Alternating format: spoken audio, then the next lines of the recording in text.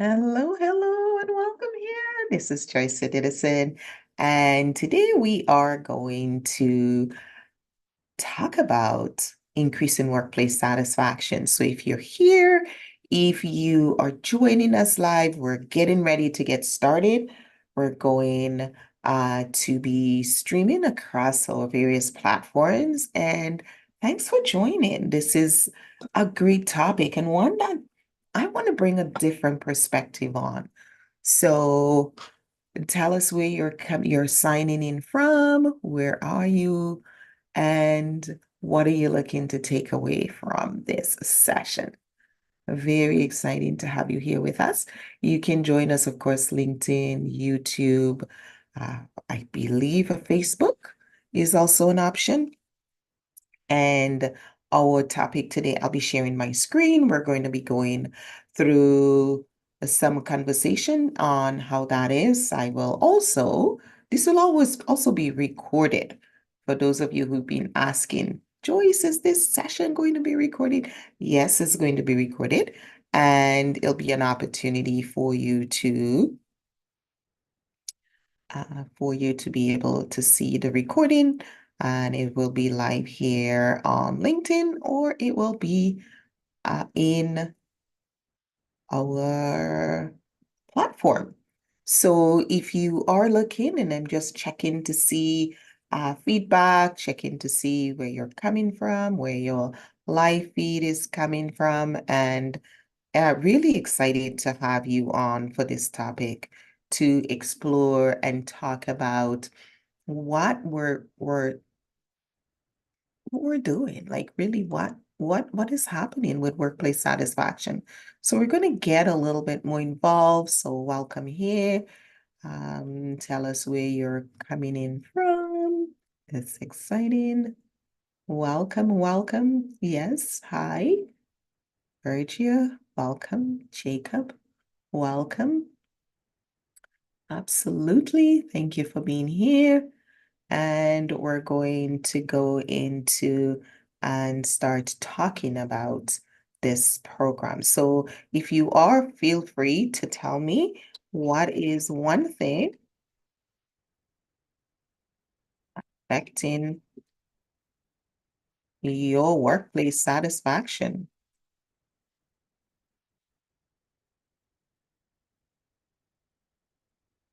And we're going to go through that, and we're going to be talking about why workplace satisfaction is important and why so many times we're not seeing workplace satisfaction. So, if you're joining us, say hello, type your name in the chat, tell us why you're here, and we will go on from there. So, let's get busy. All right. So I will be sharing my screen, and we're going to get started to talk about this topic because I think it's really important. So it's 11:59 on the hour, and it's an exciting time to be talking about this topic, and I'll tell you why. So welcome here. My name is Joyce Didison, and you're watching the topic on increasing workplace satisfaction. So I'll be looking for your comments and your feedback.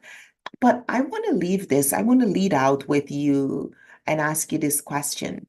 Just imagine waking up every morning excited and eager to go to work, feeling on just that sense of fulfillment and valued in your role. There is not a time that I do a workplace training or conversation that I don't ask employees, show your hand if you feel that you're valued at work. And the hands, it started going up, and it never gets to 50% in the room. And it doesn't matter if I have one 10 persons in the room or 500 people in the room, it's still the same. And you ask yourself, what's going on? Why is that an issue? So what if I told you that achieving this level of workplace satisfaction and it is not only possible, but really it is crucial to your well-being, because well-being is being fulfilled, happy, contented. And when that isn't happening, you recognize it. You start to see the difference in your work. You start to see how important it is for you to be happy at work. So if you're here and you have a comment, we're going to be very interactive. So those of you on and those of you who are watching live, please do type in your questions because I will be asking questions and I'll be using the chat. So we'll talk to each other. This is an interactive conversation because I don't think any of this is going to be mind-shattering as much as a reminder and then now a cultivation of what we need to do differently. So really welcome to this interactive webinar, and we're going to really look at what can we do to increase workplace satisfaction.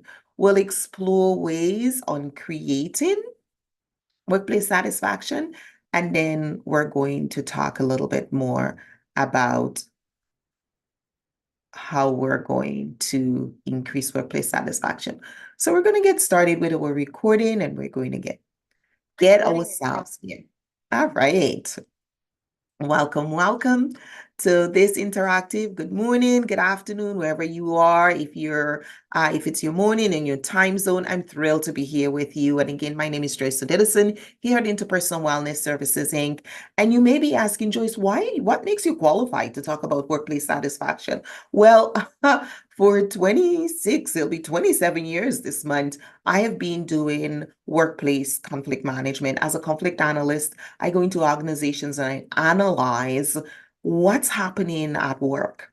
And I'm always talking to employees through training, coaching, intervention, facilitated discussions, and they tell me what is happening and what's taking away their satisfaction. And as I do more work and expand workplace well-being and psychological safety, this is becoming a topic that we need to pay closer attention to and ensure that everyone at work is feeling a level of workplace satisfaction. So whether you're an employee looking to enhance your own satisfaction at work or you're a leader striving to create a more engaging workplace culture, stick around. By the end of this webinar, you'll walk away with some actionable insights and maybe some personal reflection on what you can do differently. And then we're going to ask, what do you need to change? What do you need to do differently? What do you need to do more of, less of, so you can improve workplace satisfaction and have more time for your own well-being and less time stressing and worrying about work? It's it's fascinating how often employees tell me, Joyce, oh, I hate going into work. I feel sick to my stomach. I'm not able to. So in today's webinar, we're going to take a deeper look into the realm of workplace satisfaction, what it means, why it matters, and how we can cultivate it in our organization. We're going to explore how workplace satisfaction isn't just about feeling good, because it is that, but it is more than that.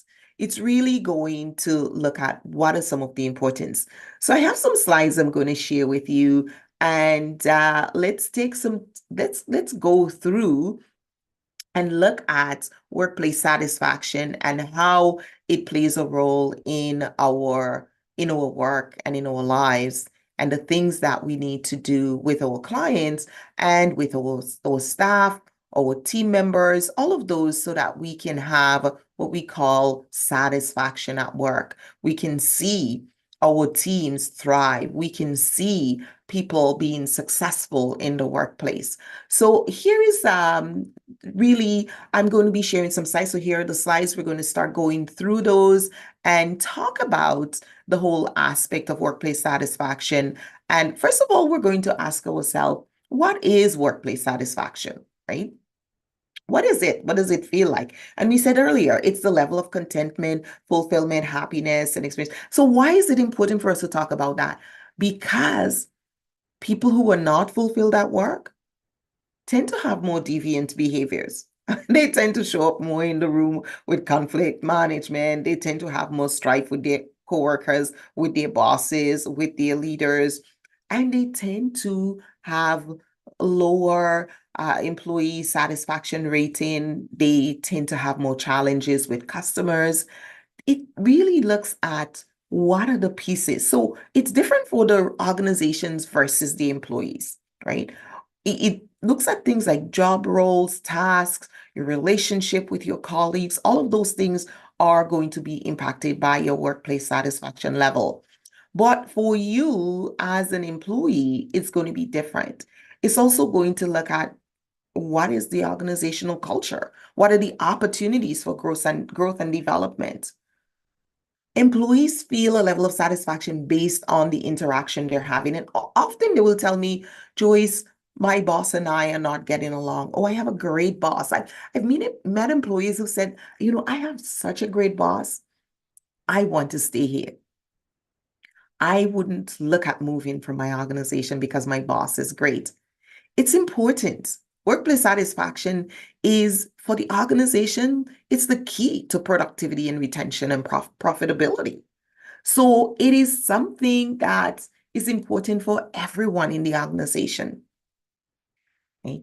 If for you as an individual, for you as an employee, it translates into higher levels of happiness, motivation, work-life balance, because you're not home worrying about work, stressing about work. You leave work at work and you can go on and enjoy your life. So over the next hour, we're going to cover a range of topics that will help you understand the nature and how to leverage workplace satisfaction and what's your role in it. So what are some of the things that you can expect from your organization, and what are some things you can do for yourself? Because too often what we do is we sell ourselves short and we're like, well, my workplace isn't doing that for me, so I can't have it. Hell, those days are over. You can have and you can increase the things that you want in your workplace. You can have more fun, you can have more happiness, you can have more of those things, and it's not going to be totally dependent on your boss or your workplace. And let's not forget that they are important, right?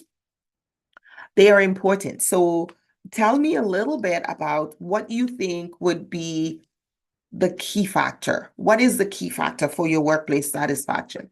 And I've just opened up the chat here for everyone. So what is the key factor for your workplace satisfaction? You might say, Joyce, it's money, right? What is it for you? Is it pay? Is it your pay? Is it your flexibility? What is it for you? Is it meaningful work? So we'll talk more about all of those pieces because for everyone, it's going to have a different flavor. And it may not be necessarily different, but it's how we receive it, how we engage with it, and the impact it having on our lives. Because as our lives change, so our needs changing, and then we're going to be having different conversation about what it's going to look. We're going to also look at some of the factors that are influencing workplace satisfaction and some of the common challenges. Then we're going to look at some strategies to to to really mitigate those and get back.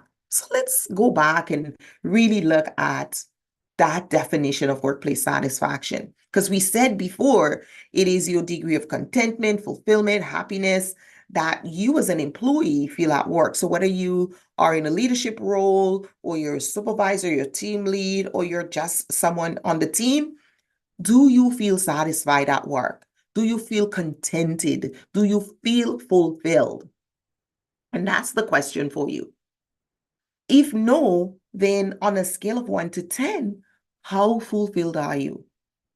And then you need to make that list of what are some things that would get you to that 10 on a scale of 1 to 10, where I am fulfilled at work. And there really is no utopia. There is no perfect workplace. Every workplace is going to have a level, because let's face it, the organization is designed as a business to provide a service and generate an income.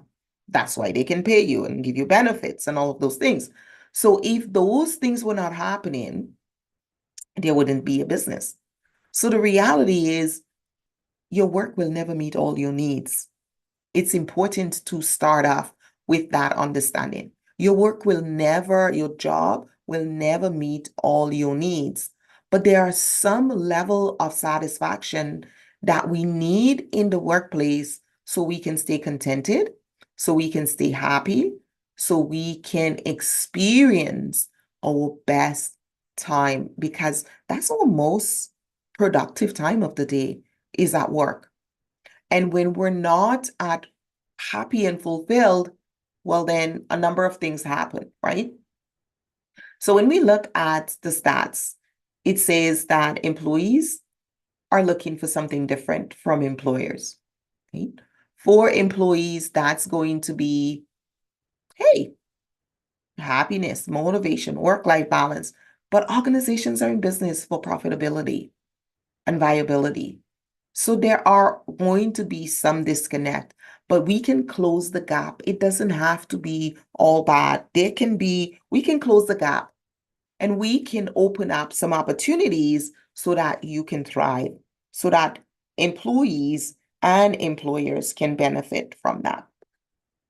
So if you have a comment, please feel free to add in the chat as we go through the slides.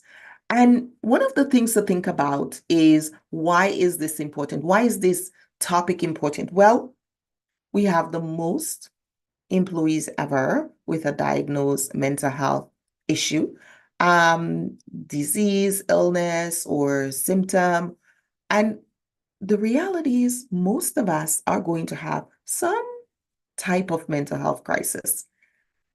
And what's going to happen is, what the determining factor for us is how long we will stay there, how long will it last, how intense will it get? Is it going to be short-lived momentarily and not severe? Those are the factors we have control over. So we now need to start thinking, how does workplace satisfaction play into my mental health, into my well-being? We're seeing more employees than ever with chronic diseases, autoimmune diseases, digestive disorders from the stress at work. So why is it important to have happiness at work? Because you feel sense you can be more centered, you spend more time in an enjoyable environment at work. Less cortisol is spewing into your system, which leads to the chronic diseases. So that's why this is important, right? It is very costly to the employee's well-being and mental health, as well as to the organizational bottom line. So we cannot let dissatisfaction roam and see these conflicts come up in these situations and not say anything about it and just act, well, it didn't really happen. It is happening more than ever. The other thing that we see is turnover, very high turnover for employees where they are not satisfied at work. Well, they've got one eye outside and they're looking to see, well, where's the next job coming? Where do I get the next opportunity? Because I'm not happy with what's here. So there is a direct impact from workplace dissatisfaction on your bottom line, your retention, right? Attrition. And then succession planning, because if you have high attrition, then you have nobody to succession plan. The knowledge transfer, you're losing a lot of knowledge in your organization. And that makes it really, really difficult for an organization to maintain and retain high level talent, right? You're also going to see factors like decreased productivity, increased absenteeism, negative impact on morale. I get called in, oh, Joyce, we need someone to talk on morale. We have low morale. Well, can you touch morale? Can you see it? No, you can only experience it. So the energy level in the organization, the energy, the feeling, the sense of well-being evaporates, and there is poor quality in work. So we have more accidents, more errors, more waste, right? We're seeing those things happen when there's low satisfaction. So we're looking at some of those effects, and we're also seeing that lack feelings of belonging. So people are disconnected from the group, disconnected from, they don't have that relationship with their leader. And one of the things that we do, one of the reasons we run the relational leadership program is to create more belonging, a sense of belonging and connection between the leaders and their employees and their teams. Because people don't leave jobs, they leave their bosses. And if you don't have a relationship with your employees, they will leave you, right? There is, by the time they put in their resignation, they've already disconnected with you emotionally. They're no longer connected with you, and so they are leaving you. And it's very important to remember that.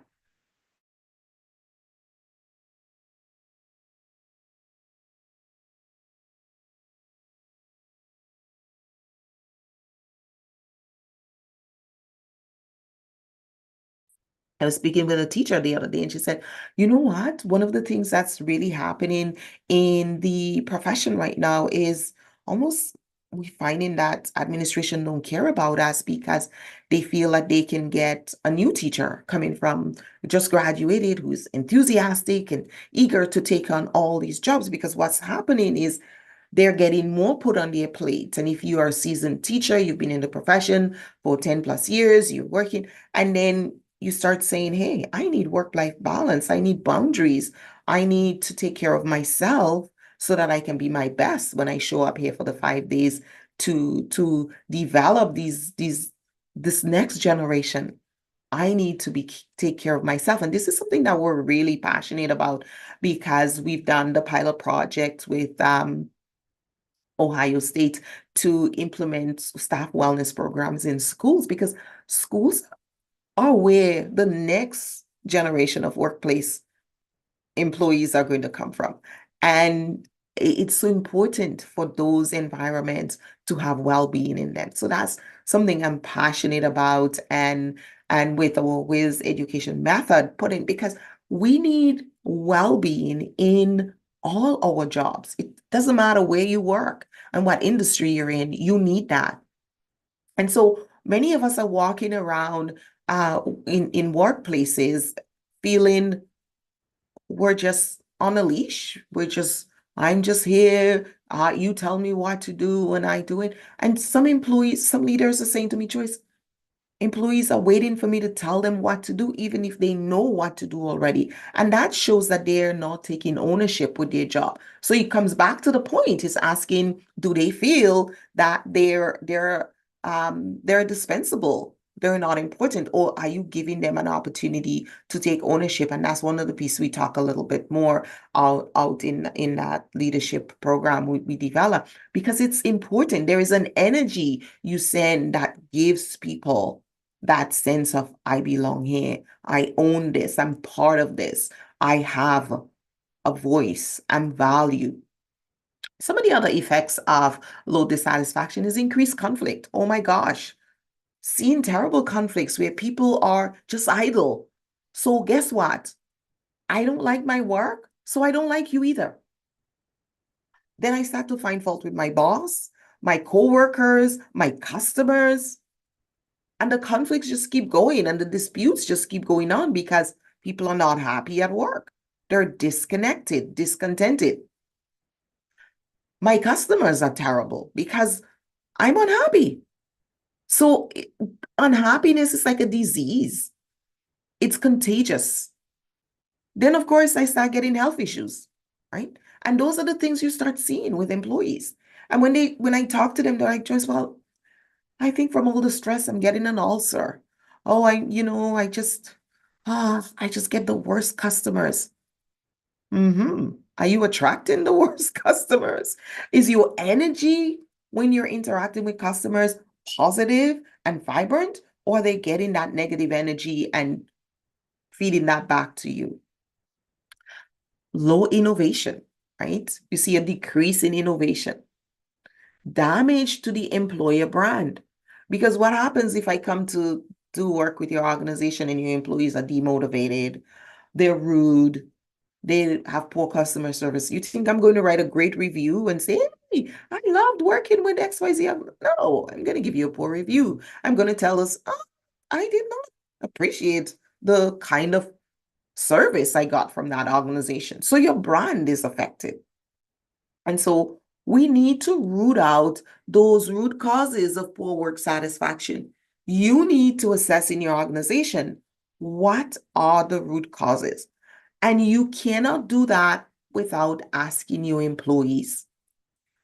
It doesn't matter where you are as a leader, there are some things you're not going to see or know. Your employees will have that information. You know, some leaders say to me, Joyce, I don't want to ask that question. I'm like, why would you not want to ask your employees what makes them most dissatisfied? And I challenge leaders sometimes when I do the relational leadership program. I say to them, ask your leader, ask your employees, how can I be a better leader? What can I do to be better and to be the best boss you can? They're like, oh no, I will not ask that question. And I'm always baffled. I'm like, what? Don't you want to know? And they're like, no, we don't want to know. So that tells me you're not putting out your best self. So you're scared of the feedback. Feedback is important. How can you grow, learn, and change if you don't have feedback? Then you're just shooting from the hips and you're imagining, and you're probably working on the areas you don't need to work, and you're not working on the areas where you need to improve. That is often the challenge when we're scared to get feedback. And we do a whole piece on effective feedback because people don't know how to give good feedback without shaming, blaming, criticizing.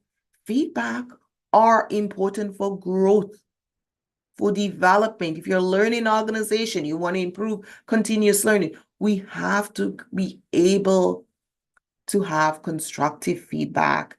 And we need to develop our own self-esteem so that when we get constructive feedback, we can say, I tell me more about that.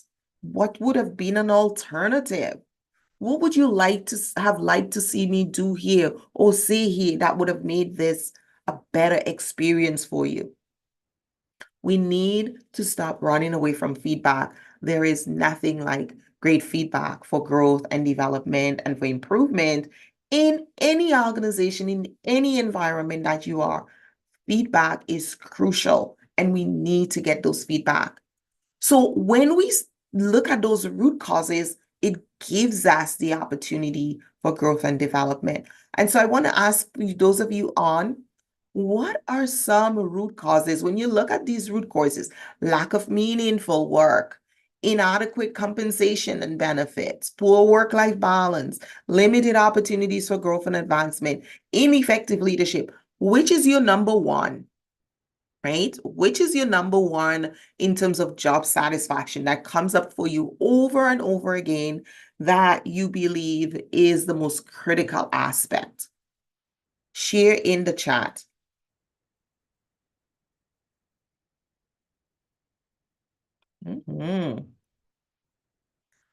It's interesting because often people are telling us that it is their number one challenge. And I'm just looking for those of you online to see your comments and feedback. Because we are on a few channels live, I think. So what are some of the root causes that you're finding in your work? Well, we did our own survey and we did our own stats. And would you believe ineffective leadership comes up over and over again? It comes up as the key factor. Now, I don't know why, but I keep asking leaders, do you have any idea how much impact you have on people's well-being and people's satisfaction and the experience of the workplace? And it seems like sometimes it's hard for them to understand how much impact they have. And often it takes work going through a series of programming to recognize, hey, when you are in a leadership role, what you do have so much weight. What you say have long-lasting impact and can change the way someone feels about themselves, feel about their work, feel about their role, and even if they decide to stay with your organization. So every time someone asks you, hey, how do you like working with XYZ organization? The first thing you're going to think of is how is your boss treating you? That's where that feeling, that sense of I love my job, right? Most people who say I love my job tend to say I have a great boss. Those two go hand in hand. I'm really satisfied with my work because I have a great boss who makes work interesting, who helps me to do interesting projects and get those pieces to make my work more fulfilling. No joke. I had this client who didn't quite like the job that she was doing. So the job was kind of monotonous. It really was, she was doing the same thing all the time, and she was getting that stage in her life where she didn't want to do that anymore.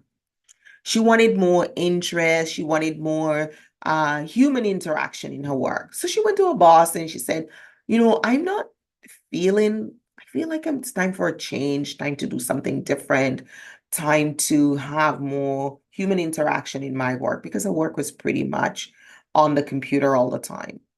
And it's not on Zoom computer. It's like, her boss told her, you know what? You're lucky to have a job. You should just be grateful you have a job. And yeah, there's nothing to complain about. You do your work good. We have no complaints. Just basically suck up and deal with it. She got so depressed. And then she said, so she came to me and she said, this is what I'm experiencing. And I said, hmm. So what? So you have two choices.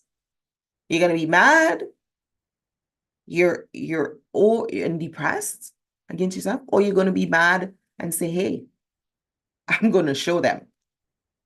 And so she decided to be mad and good about it and go back to school, re-certify in some areas that she wanted to, and move on. Because you always have to choose whether you're going to stay in that job. There is no job where they can force you to come to work. You can always resign. And you wait, I know some people say, Joyce, I can't afford to do it. It's not that easy with cost of living. I can just quit my job. Of course, we all need to work. But you get to choose where you work, for whom you work, how long you work for them. And that is always your choice.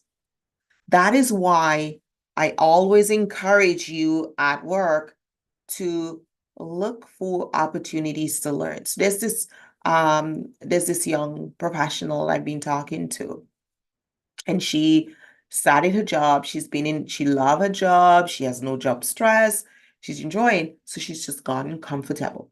And I said, so if you were to get a new boss now and things didn't work out and you wanted to say, you know what, maybe it's time for a change.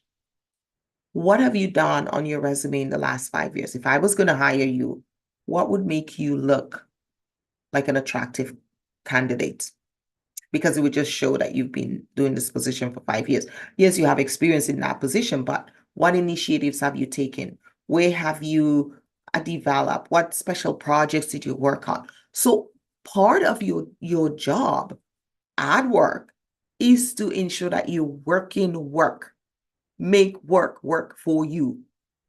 Very important, because that ensures that you're taking care of yourself and you're also taking care of your future, because your future depends on you. You need to be taking those initiatives, getting assigned to special projects, taking those initiatives at work to ask for opportunities for growth, for learning, for new things, so that you can build up your portfolio.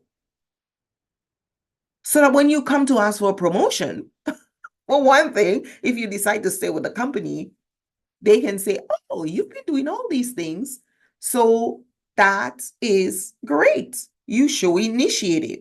We like having people around like you around. You're innovative. You're always pushing the envelope. You're looking, and I mean in a good way, not overly taxing yourself. And there are times where leaders will say to me, these employees are just going at it too much. It's not a competition. You're only competing with yourself. Don't be looking at anyone else. Look at, and this is one other way to increase satisfaction in your work. Looking for special projects, taking advantage of those opportunities so you're not bored. Because if you're doing the same thing all the time, hey, we're humans. You are going to be bored. So look for those special projects, take on those initiatives, sit on a committee, and also ask if those things can be added, if you can get recommendations or references from those pieces so you can add to your portfolio. Not that you're planning to leave, but you can be planning for promotion within your same company. This is the portfolio you're going to take to say, this is what I've been doing. This is my job. This is my role and my title. These are the other things I've done. But it's also important for you to ensure that you're advocating for yourself. So boundaries are important, right? It's important to have healthy boundaries at work. Don't take on more than you can. Maybe you take on different projects in the winter. Maybe every winter you take on something, or every spring you take on something. What is your season? Like me, I don't take on extra project in the spring and summer because I want to be outside. I want to be out in the park walking. I want to be in my garden. I want to be, right? Don't give me any extra project, right? I just want to work during work hours.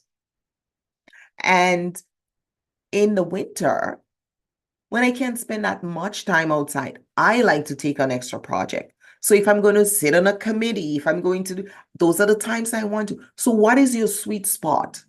Find those and make work for you. Work your job. Don't sit back and say, I'm bored. I don't get, I'm not challenged. No, look around. What's happening? What are the opportunities? Make it work for you because that is your job. That's part of your job. Workplace satisfaction is not all about what your leader has done for you, but also the initiative you're taking. Sometimes you might be the one going to your leader and say, I saw this posting, or this opportunity is coming up, or someone said that, oh, I heard this, or I read this in the bulletin, or whatever, a newsletter, or I heard through the grapevine. Can you help me find out more? That's weird. And sometimes you may have to go to HR to find out that information for yourself. So take that initiative for yourself and do that because that's really, really key. One of the things that we talk about when we talk about workplace satisfaction sometimes is the use of AI at work, right? So let's talk about how AI intersects with some of the common root causes of poor workplace satisfaction. So there's AI-driven job dissatisfaction, displacement happening, right? And fear of automation. So that is happening in every industry. Interestingly, I was speaking at a conference in Victoria a couple of weeks ago, and I was at a table with some of the people that are responsible for um, truck drivers and garbage collectors. And so there are thousands of jobs where AI will never be able to. We won't have AI going to pick up the garbage on the side of the road. I don't know. Maybe we will. But fixing the road, right? Road work, right? So there are certain jobs that we will always need humans to do. And it's very important for us to develop those skills. And I'm not saying we change profession, but some of the skills that we're not developing are our communication skills, our critical thinking skills, our initiative taking skills, our emotional intelligence skills. Those are skills that we need to, AI cannot replace, right? Those are ours. And we need to be able to recognize what are our skills. And if AI is coming in. How can I work with AI? How can I showcase my skills as an asset? Because you're always going to need some human interaction and interpretation, some human, connection with AI. So be that person. Show how your skills can complement AI and stop being with the fear mongering. I mean, fear mongering, because it is a real factor that we won't need as many people to do certain jobs anymore because AI is really good if you know how to use it, right? So some of the challenges in adapting AI to technologies can also cause workplace dissatisfaction. And employees are pushing back and this isn't working. It's adapting those technologies doesn't come easy. It's not Nothing good comes easy. There's work with it. Ethical concerns surrounding AI and decision making is becoming more of an issue for employees, and we're seeing more of those dissatisfaction. So those are part of, and as our world change, as our economy change, as we become more digitalized, we're going to see more of these kinds of things. The challenge for us is to say, so how do I respond to those? How do I move past them? Right? The impact on job roles, responsibilities, career development opportunities. There are certain jobs that's going to naturally become AI driven, completely, totally AI. But what are the things that AI cannot do? So think about that, right? AI are always, there's going to be somebody training these machines and telling them what to do. So how do we now go ahead and improve workplace satisfaction? And that's the piece I want us to focus on here now is let's go ahead and talk about improving workplace satisfaction because that is such a key part of what we're going to be doing, right? And some of the things that we can do is look at promoting work-life balance. That is key to workplace satisfaction. Work-life balance in terms of me having a life and me having boundaries. So someone was telling me in our conversation that she was noticing that colleagues were putting work email on their private phones, their personal phones. They were adding work emails and work messaging and so forth on their own personal phone. So they don't have that downtime and they can shut up. They're always at work. And we have to learn how to shut down and not to be always at work. I know we have fear of missing out and we won't know what's happening when we're not there, but that's all made up in our mind. You have to give yourself permission to not know. It's okay to give yourself permission to not know what's going on. We were not designed to know everything that's going on when we are not there. Did you just hear me? We're not wired. Otherwise, we would be satellites. But we're humans, and we're supposed to have two eyes that we can look around us and we have peripheral and we can see what's in front of us and peripheral and focus on that. Because when we overtax our brain and we try to act like we're antennas and we're satellite dishes and we can view the universe and see everything that's happening, then we're just killing ourselves.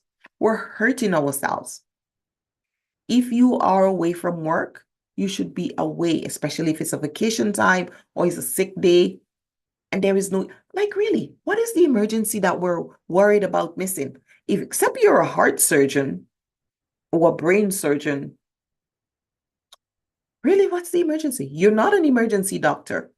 Tell yourself that. I had to give myself permission because I've run my own business for 26 years and people would be in conflict and, oh, we need somebody right away. We need somebody, this is good. And I'm like, you've had your mess going on for a long time, is what I had to tell myself. These people have had their stuff going on for a long time.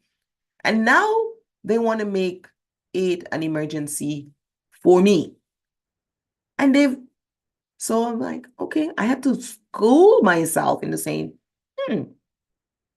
I'm sure that has been going on for a while, and usually it is. People are calling to have conflict resolved. that started 10 years ago. And you're asking yourself, hmm, you have a lot of patience, right? Things have incidents that they haven't dealt with for years. And, and so it's not an emergency. It's okay to not be present for everything that happens. Too much information weighs us down and it takes away from our ability to be centered and creates a lot of stress and cortisol hormones flushing our system, damaging our internal organs, giving us autoimmune diseases. So and causing a lot of digestive issues,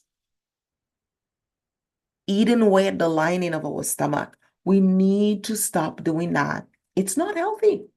We're not designed to do that. We're not machines. So the role of creating a positive work environment is the responsibility of everyone. That means you have to foster a positive attitude at work. You need to wake up every day and say, I'm going to go to work and I'm going to be pleasant to everyone, regardless. I'm going to do my best to create a psychologically safe environment for everyone. Whether you're a leader or an employee, you have a part to play in that because the way you respond to your colleagues can impact their psychological safety. The way you interact with your boss can be the start of a good relationship or a good day or a bad day, right? As leaders, well, you come in and you rally your team and you say, hey, let's make this a good day. What do you need today to make this the best day possible? You have that responsibility as a leader. And so increasing those employee satisfaction and recognition and inclusiveness, like this is such an important, employees tell me, oh, I don't feel included. I don't participate because it doesn't pertain to me. Encourage employees to set boundaries.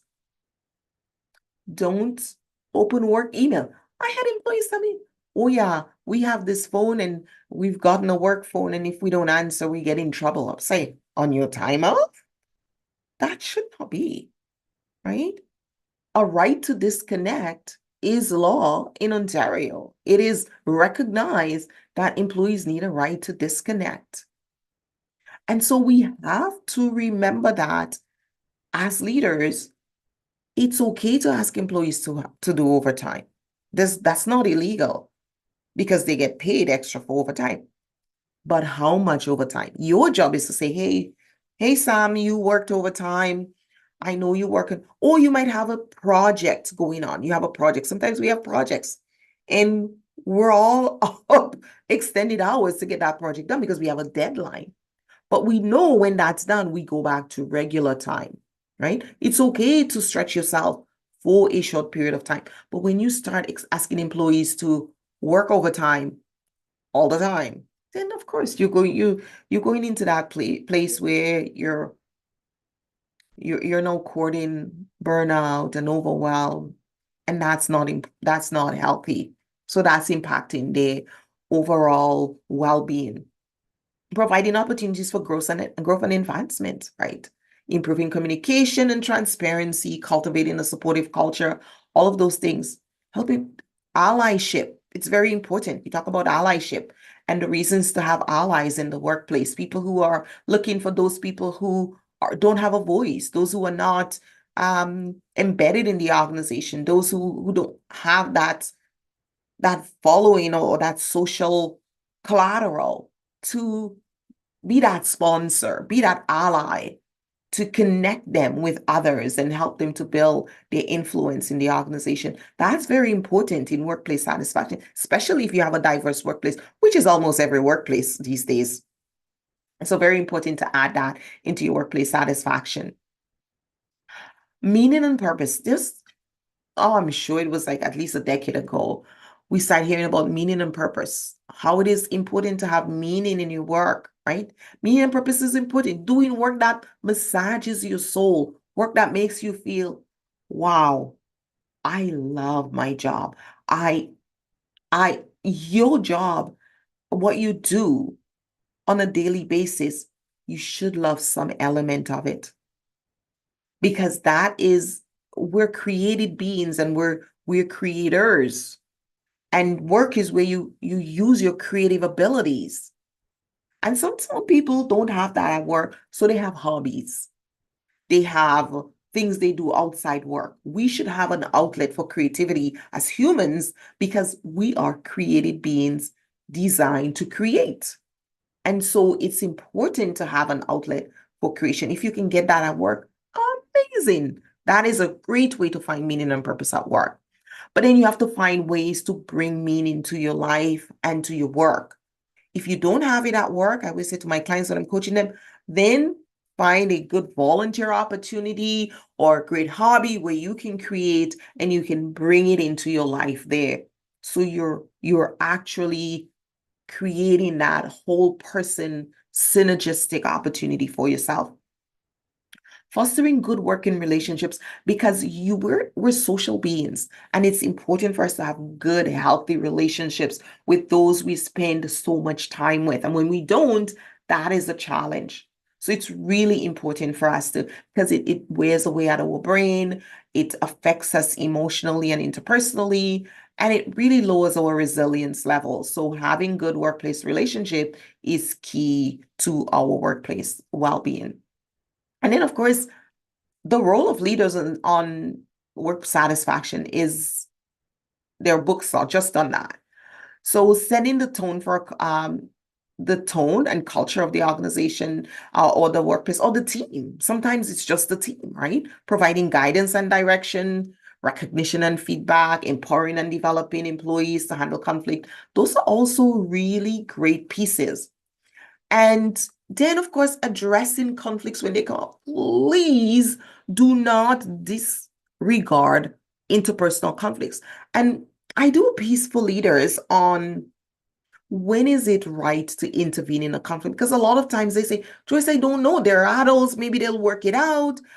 Maybe I'm intervening too early. I don't know. And so we do a piece on the different stages of conflict progression and when it's time for you as a leader to intervene. And it's really important, because when you don't, it just escalates and it becomes more toxic.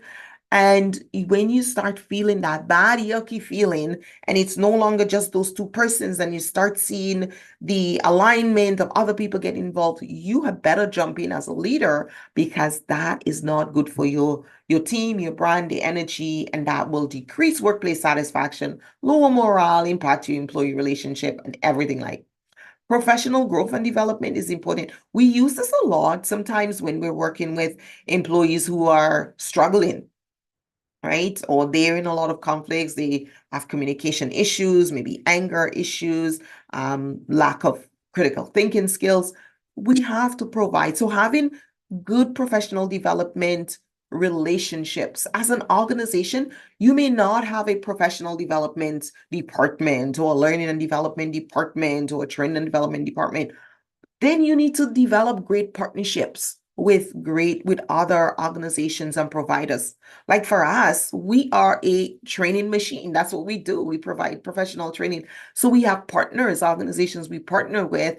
They partner with us to provide a range of training to respond. And I started doing this because we were seeing so many different types of conflicts unfolding, and we needed to respond to them and provide the professional development. And we're always growing that.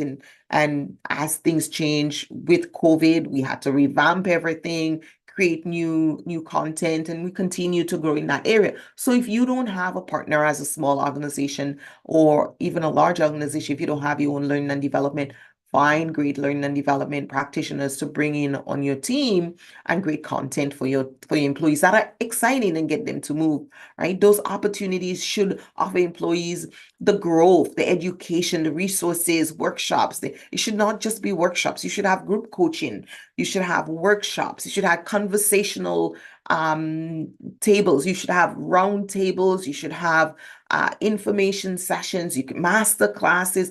You don't just offer workshops. It does become boring. You want to create diversity and interest in your learning. So we provide a range of different formats for employees and for organizations, because people get bored just going to a webinar all the time or just going to, so we do different formats so that employees get a variety of different flavors so they can learn because people have different learning styles and they need different ways to learn. So that's another way to create work satisfaction. And work has always been, if you go back to the history of humans, humans have always left their home to go out to find water, shelter, food, clothing to bring back to their homes, right? Their shelter, they want to build, they want a bigger home, they have to go out. You can't stay in the home you have. To make it bigger, you have to go out to get more wood, more something, equipment to make it bigger. So humans have always, it's wired in our brain, right? Back there in our ancestral brain to go out for things to make our lives better. And your workplace should offer people tools and resources to better their lives, not just that. Because employees will say to me, Joyce, oh, can I take this assessment for my wife? Oh, I want to do this. Can I take this home for my children? I have teenagers. And those are the ones who will tell him what everybody is thinking the same thing. And when they ask me, they're like, oh, maybe I'm like, no, everybody else is thinking the same thing. So employees are looking for work to improve their lives, not just come for a paycheck. People, it's actually intrinsically wired in our brain that work should improve our lives.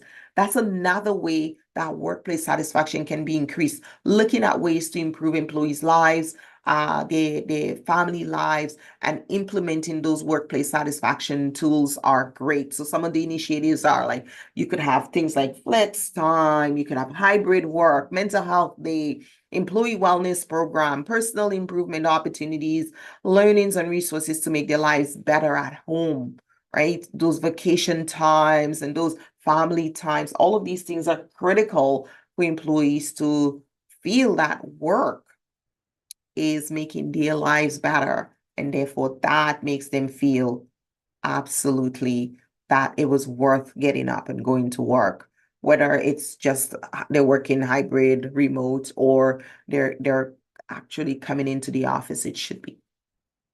So, question for you: what are your biggest takeaway today? What will you do differently? What will you start or stop doing? So every time I go to a learning event, I was looking for one thing that I'm going to take away, one thing that I'm going to do differently, one thing that I'm going to remember and apply, and one thing I'm going to stop doing. Because like I'm a lifelong learner, so I'm always learning. So what is one thing you're going to take away, stop doing, do differently? You can drop that in the chat as we wrap up. And just to summarize what we've done today, if you have any questions and you're feeling a little bit hesitant because I can see you here, you're online, but you're not making any comments. So contact information, you can always reach me here. Or if you're not connected with me yet, connect with me on LinkedIn, right? LinkedIn, I think we're on X, they said, Facebook, our Pinterest, we have YouTube. So go ahead and scan and connect with me. We have a range of learning opportunities that we do on our website and all our content. So feel free to go to our website here at interpersonalwellness.com. Look under training, look at our upcoming training and opportunities and how you can participate in any of those. So thank you so much for your attention, for being here, for being present. And a question. Oh, comments were off, but I love this. Thank you.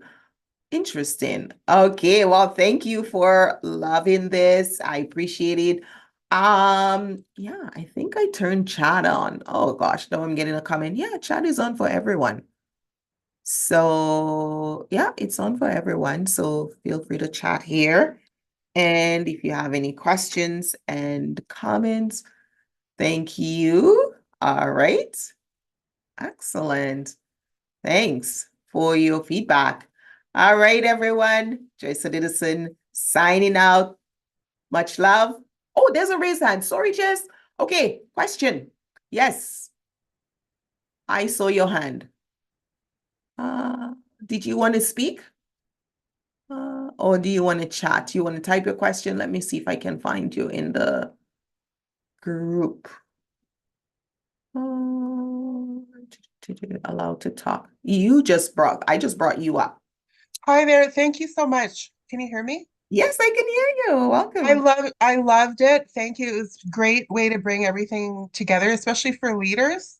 Ah, And as a leader that has challenges as of late at work, it can ah, be really hard. But so I was able to ask a question in the question and answer, but the chat says it's disabled. So I just really? wanted to let you know that. But Okay, I had sorry. questions earlier, but it's fine. But thank you Oh, so much. I appreciate it. did I answer all your questions, or do you have I any think other? so. I think you're amazing. Oh, well, thank you. Thanks for saying that, and I appreciate it. And for being here, and certainly feel free to reach out if you have any other questions. Thank you. Thanks. Okay, bye, everyone. I don't know why the questions are unable. Chat.